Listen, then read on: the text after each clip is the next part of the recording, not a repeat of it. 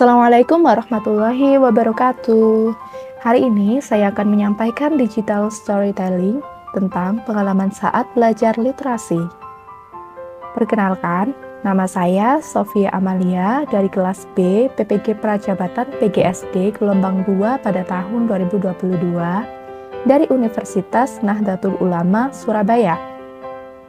Digital storytelling ini ada di topik 5 aksi nyata literasi dasar. Pengalaman proses belajar literasi. Pengalaman saya dalam belajar literasi dimulai dari saat saya kecil.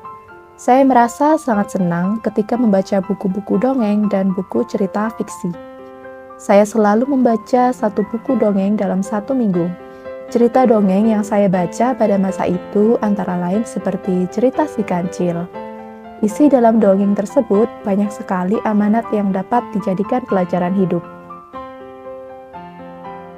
Selain itu, saya menyukai tempat yang nyaman untuk membaca buku. Saya menyukai ruangan terbuka ketika sedang membaca buku.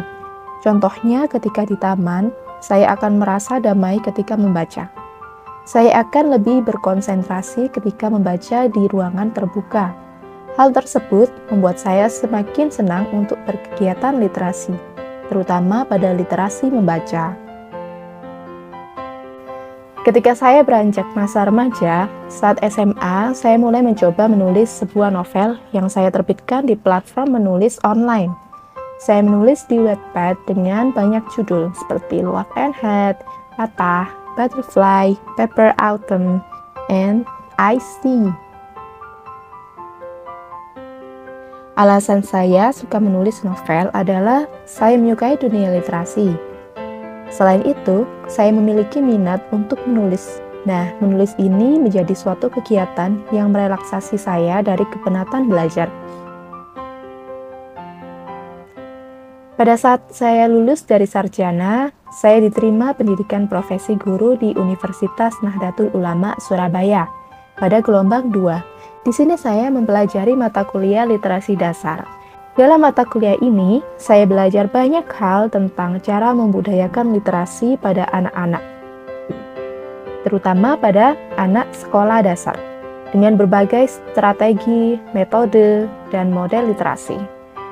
Serta, saya banyak belajar dari pengalaman yang telah diceritakan oleh dosen pengampu mata kuliah saya tentang berliterasi yang baik.